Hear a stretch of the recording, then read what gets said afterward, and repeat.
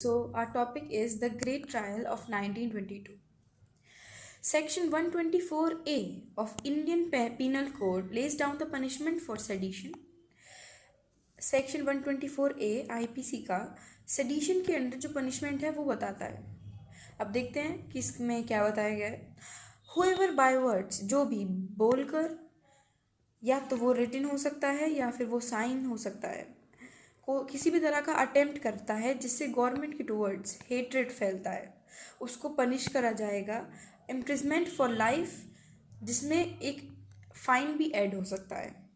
Government always tries to suppress the freedom of speech and expression of the people. British government जो थी उस time पर, वो हमेशा फ्रीडम ऑफ स्पीच और एक्सप्रेशन को लोगों के दबाती थी. Today this article is article 19 part 1 says of freedom of speech and expression of the people. Okay, the law of sedition has been most controversial law at that time. Law of sedition काफ़ी controversial law रहा है उस time पर. महात्मा गांधी को prosecute करा गया था 4 article लिखने के लिए. आइए देखते हैं कि वो आर्टिकल कौन कौन से थे. Gandhi wrote the following articles in the newsletter young India. Young India एक न्यूज़ पेपर था, उनमें उन्होंने ये आर्टिकल्स लिखे थे. 1 2 3 4 आर्टिकल्स थे. डिसअफेक्शन अ वर्च्यू, जो कि 1921 में था. Tampering with the loyalty, again 1921. A puzzle and its solution, again 1921. Shaking the Means, 1922. So these were the articles written by the Mahatma Gandhi, and because of this he was prosecuted for writing seditious articles. Okay, what is seditious or sedition? Sedition here is आप कुछ ऐसा action करें और कुछ ऐसे words बोले जो आप किसी को गवर्नमेंट के अगेंस्ट भड़काए या फिर हेट्रेड फैलाए. This is what sedition is. Okay, reason क्या था जो महात्मा गांधी ने ये 4 आर्टिकल लिखे that were seditious. Okay, so 3 reasons I have noted it down. 1 2 3. Rowlatt Act, Jallianwala Bagh massacre and Chauri Chaura incident. Rowlatt act जो कि 1919 में मार्च में इंट्रोड्यूस हुआ था, वो ये बताता है कि ब्रिटिश और government extraordinary power use कर सकती है. What do we mean by extraordinary power? Okay, so during world war 1 ये रॉलेट एक्ट को इंट्रोड्यूस करा गया था और उन्होंने बोला कि हम जब चाहें किसी को भी बिना किसी रीज़न से अरेस्ट कर सकते हैं, किसी भी प्लेस को. We can search any place without a warrant, और किसी को जेल में डाल सकते हैं without any trial. Next, Jallianwala Bagh massacre. 13 April 1919 को people of Amritsar organize in a peaceful garden which includes, जिसमें अनआर्म्ड मैन थे, वीमेन थी, चिल्ड्रन थे. लोगों को पता नहीं था कि वहाँ पर मार्शल लॉज अप्लाइड हैं, और उसकी वजह से जनरल डायर आते हैं और अपनी ट्रूप्स के साथ, और वहाँ पर क्राउड में हमला कर देते हैं जिसमें थाउजेंड्स ऑफ डेथ होते हैं. वहाँ पर सिर्फ एक ही एग्जिट थी. इसी वजह से और उसी एग्जिट पर हमला कर दिया गया था, यानी फायरिंग हो गई थी, और फिर जो लोग थे वो वहाँ से बाहर नहीं आ पाए. Next, Chauri Chaura incident. On 4 Feb 1922 एक पुलिस चौकी को मॉब के द्वारा जला दिया जाता है, जिसमें कि 12 policeman were killed to retaliate. ये सब क्यों हुआ? बदला लेने के लिए. किसके लिए? किस बात का बदला?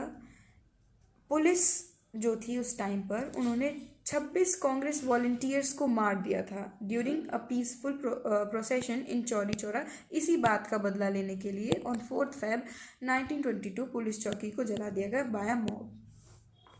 Okay, on March 1922 Gandhi ji and Shankar Lal Ghelabhai Banker. Who is this person? He is the publisher of the newsletter young India. उन दोनों को ही अरेस्ट कर लिया गया. Trial began on 18 March 1922. Gandhi pleaded guilty. Gandhi ji ने खुद को गिल्टी प्लीड करा और उन्होंने कमेंट करा अपनी सबमिशन रिपोर्ट पर. वो क्या था जो उन्होंने कमेंट करे? Okay, as a man of experience and responsibility, he found impossible to dissociate himself from the diabolical crimes of Chauri Chaura made outrage of Bombay. He added, he was set free, he would still do the same. तो वो ये बताते हैं कि as a man of experience and responsibility ये उनके लिए काफ़ी इम्पॉसिबल है कि वो ये सब इतने बड़े स्तर पर जो क्राइम हो रहे हैं वो इससे अपने आप को डिसोशिएट कर ले। जैसे कि वो क्राइम्स क्या हैं, चौरी चौरा बॉम्बे में उस टाइम आउटरेज हो रहा था, और वो बोलते हैं कि अगर उन्हें फ्री भी कर दिया गया ना तो वो फिर से वही करेंगे, यानी दोबारा he would still do the same. Next, he remarked, non-violence is the first pillar of his faith. He was forced to choose either to submit a system which had done irreparable harm to his country or face the mad anger of the people. उन्होंने कहा मेरे पास दो choice हैं, या तो मैं एक ऐसे सिस्टम पर सबमिट कर दूँ जिसने इररिपेरेबल हार्म कराया मेरी कंट्री को, या फिर जो मेरे लोग हैं उनका मैं anger झेलूँ। And he said, in my humble opinion, non-cooperation with the evil is as much as duty with the cooperation as its cooperation with the good. Okay, so Mahatma Gandhi said कि मेरे ओपिनियन में अगर आप किसी ईवल के साथ, जो कोई गलत करता है, उसका नॉन कोऑपरेट करते हो तो वो आपकी उतनी ही ड्यूटी है जो कोई इंसान अच्छे कर्म कर रहा है, तब आप उसका कोऑपरेट करो। Last, he concluded that British Raj India became politically and economically helpless more than ever been. कैसे? क्योंकि कॉटेज इंडस्ट्रीज क्रम्बल्ड, वो तबाह हो चुकी थी और पोवर्टी यहाँ पर अपनी चरम सीमा पर आ गई थी। I therefore here to submit not a light penalty but to the highest penalty. तो वो बोलते हैं कि मैं यहाँ पर अपने आप को किसी लाइट पेनल्टी के लिए नहीं प्ली करने आया हूँ, मैं बोलता हूँ कि आप मुझे हाईएस्ट पेनल्टी दीजिए। सो द जज while sentencing Gandhi to 6 years of imprisonment observe. Okay so जो जज ब्रूमफील्ड थे उस टाइम पर, उन्होंने गांधी को 6 साल की सज़ा सुनाई और उन्होंने कहा कि he is a great patriot और एक ग्रेट लीडर हैं कंट्री के लिए, क्योंकि उन्होंने उनका काम बहुत ईजी कर दिया। वो क्या काम था जो उन्होंने ईजी करा? As he pleaded guilty to the charge. Okay, so this was the topic that we just discussed, and yes, tell me in the comments if you face any problem.